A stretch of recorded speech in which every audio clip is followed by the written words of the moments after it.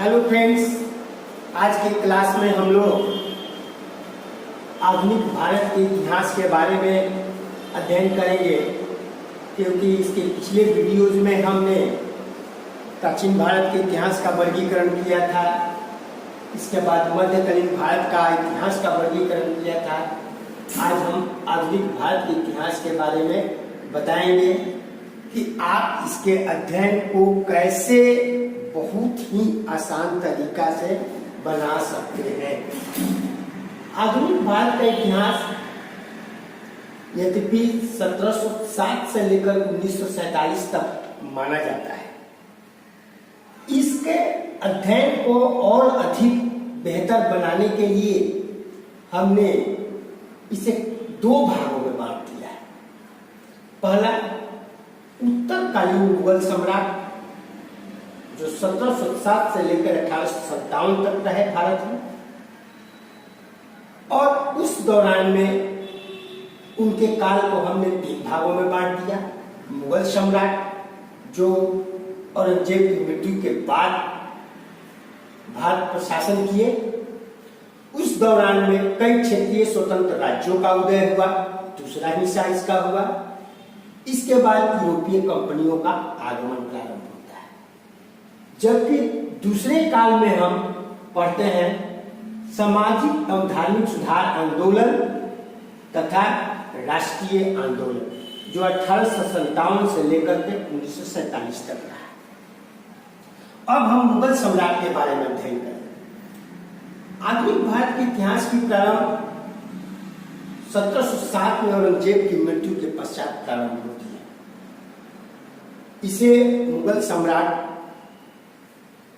साम्राज्य का सबसे ताकतवर शासक माना जाता था। इसकी मृत्यु के बाद मुगल काल धीरे धीरे पतन की तरफ अग्रसर हो गई, और इसके बाद के जितने भी उत्तराधिकारी हुए वो काफी ताकतवर नहीं रहे।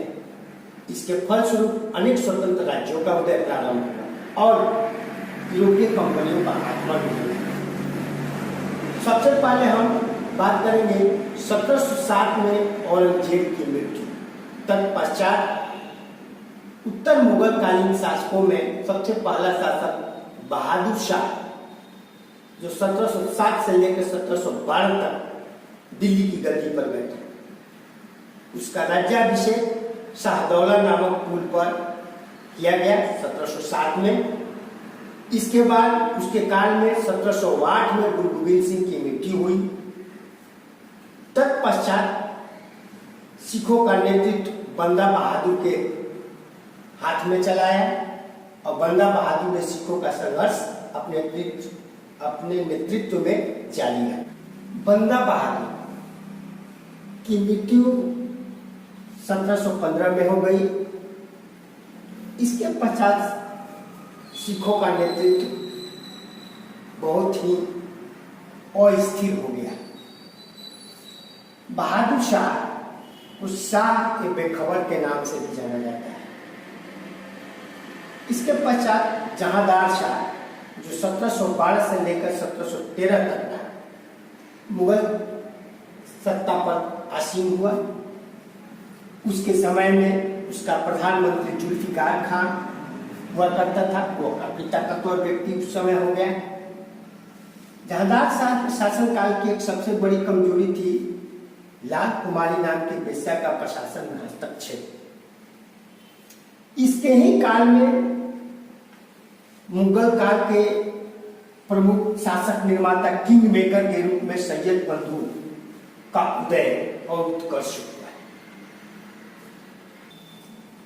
जहांदार शाह को लंपट मूर्ख भी कहा जाता था। उसके काल में सैयद बंधु जिसका उत्कर्ष हुआ था, और इसमें से एक भाई पटना का सूबेदार हुसैन अली था, दूसरा इलाहाबाद का अब्दुल्ला खान, जिसे सैयद बंधु के नाम से जाना जाता है। इसके पश्चात फारुखिया 1713 से लेकर 1719 तक मुगल शासन की गद्दी पर बैठा। 1719 में सम्राट की हत्या गला दबाकर कर दी गई। मुगल वंश का इसे घृणित काय की घटना कहा जाता है। तत्पश्चात मोहम्मद शाह जो 1719 से लेकर 1748 तक रहा, इसके काल में बहुत सारी घटनाएं हुई।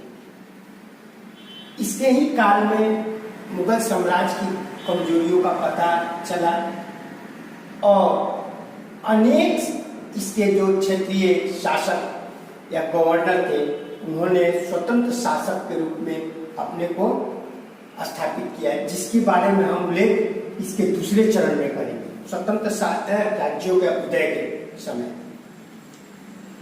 मोहम्मद शाह को रंगीला बादशाह भी कहा जाता था। इसके काल में 1739 में करनाल का युद्ध हुआ, जिसमें नादिर शाह और मोहम्मद शाह के बीच हुआ। नादिर शाह विजयी रहा। नादिर शाह को ईरान का नेपोलियन भी कहा जाता था। इसने मयूर सिंहासन तख्त ताउस को अपने साथ ले गया। इसके बाद आता है अहमद शाह का काल, जो 1748 से 1754 तक रहा। इसके काल में इसका जो प्रधानमंत्री था गाजिउद्दीन फिरोज चंद, वह काफी मजबूत हो चुका था। यह स्वयं वजीर बन गया। अहमद शाह को अपदस्थ कर स्वयं किंग मेकर का एक बार पुनः भूमिका निभाना प्रारंभ किया है। आलमगीर द्वितीय जो 1754 से लेकर 1759 तक शासन किया, इसके काल में गाजिउद्दीन फिरोज चंद का काफी प्रभाव बढ़ चुका था। आलमगीर द्वितीय को दिल्ली की गद्दी पर बैठाकर वह स्वयं सत्ता संभालने लगा। तत्पश्चात शाह आलम द्वितीय दिल्ली की गद्दी पर बैठा, जो 1759 से लेकर 1806 तक राज किया। इसके काल की सबसे महत्वपूर्ण घटना 1764 की बक्सर का युद्ध है, जिसमें मीर कासिम, शुजाउद्दौला और मुगल सम्राट की संयुक्त सेना और अंग्रेजों के बीच लड़ी गई थी, जिसमें मुगल सेना की पराजय हुई, संयुक्त सेना की पराजय हुई। तत्पश्चात 1765 में इलाहाबाद की संधि हुई। 1803 में अंग्रेजों ने दिल्ली पर कब्जा कर लिया, इसके ही काल में। इसके बाद आता है अकबर द्वितीय का काल, जो 1806 से लेकर के 1837 तक था। इसके काल में मुगल साम्राज्य दिल्ली के लाल किला तक सिमट गया। यह काफी अयोग्य भी शासक था। और अंत में बहादुर शाह द्वितीय, जिसे जफर के नाम से भी जाना जाता है, मुगल साम्राज्य का एक अंतिम शासक हुआ, जो 1837 से लेकर 1862 तक रहा। यह मुगलों का अंतिम मुगल बादशाह था। इसे शायरी लिखने के कारण जफर भी कहा जाता था। 1857 का विद्रोह इसके ही नेतृत्व में लड़ा गया था। बाद में 1857 विद्रोह के ही दौरान इसे रंगून निर्वासित कर दिया गया था, जहां 1862 में इसकी मृत्यु हो गई और इसके साथ ही मुगल साम्राज्य का अंत भी हो गया।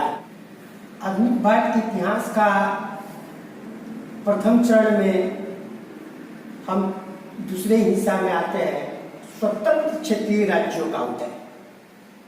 मुगल साम्राज्य की कमजोरी के पश्चात अनेक क्षेत्रीय राज्यों का उदय उसी के पीरियड में हुआ था, जिसमें सबसे पहले हैदराबाद 1724, चिंगलीज खान, निजामुल, जिसे असफ जहां से के नाम से भी जाना जाता है, अवध 1722, सादत खान, बुरहानुल मुल्क। अवध के नवाबों की कड़ी में सफदरजंग, जो 1748 में अवध का नवाब बना, जिसे मुगल सम्राट ने अपना वजीर बनाया था। इसके बाद अवध के नवाब में अशफाकउद्दौला ने फैजाबाद से लखनऊ राजधानी बनाई थी और इस साम्राज्य के अंतिम नवाब के रूप में वाजिद अली शाह का नाम जाना जाता है। इसके बाद आता है बंगाल। बंगाल की स्थापना मुर्शिद कुली खान ने की थी। इसने मुर्शिदाबाद को अपनी राजधानी ढाका की जगह बनाई। कर्नाटक साजिदुल्ला खान, इसने आरकाट को अपनी राजधानी बनाई थी। तत्पश्चात रुहेलखंड, वीर दाऊद और उसका पुत्र अली मोहम्मद था। बंगश पठान, मोहम्मद बंगश ने फारुखाबाद के क्षेत्रों पर अधिकार कर स्वतंत्र बंगश पठान राज्य की स्थापना की। भरतपुर, जाट नेता चुरामन और मदन सिंह ने इसकी स्थापना की। सूरजमल को जाट जाति का प्लूटो भी कहा जाता था। सिख, 15वीं शताब्दी में सिख धर्म गुरु नानक ने चलाया था। यद्यपि प्रारंभ में धार्मिक समुदाय तक ही सीमित था, परंतु इसके 10वें गुरु गोविंद सिंह ने इसे एक राजनीतिक पहचान दिलाई। 1748 में नवाब कपूर सिंह ने सिखों के अलग अलग दलों को खालसा दल में बांट दिया, जिसका नेतृत्व चेसर सिंह ने किया। इनके इतिहास के अलावा हम मध्यकाल आधुनिक काल में मराठों का उत्कर्ष शिवाजी के नेतृत्व में जो 1627 से लेकर के 1818 तक पेशवाओं के शासन का अध्ययन करेंगे। अब आती है यूरोपीय कंपनियों का आगमन। मुगल साम्राज्य के दौरान ही बहुत सारी यूरोपीय कंपनियां भारत में व्यापार करने की इच्छा से आई और धीरे धीरे उन्होंने भारत की राजनीति में काफी हस्तक्षेप करना प्रारंभ किया, जिसमें सबसे पहली कंपनी पुर्तगाली ईस्ट इंडिया कंपनी 1498 में वास्को डी गामा के आगमन के साथ। इसके बाद अंग्रेजी ईस्ट इंडिया कंपनी 1600 में, डच ईस्ट इंडिया कंपनी 1602 में, डेनिश ईस्ट इंडिया कंपनी 1616 में, फ्रांसीसी ईस्ट इंडिया कंपनी 1664 में। तत्पश्चात स्वीडिश ईस्ट इंडिया कंपनी जो 1731 में आई थी।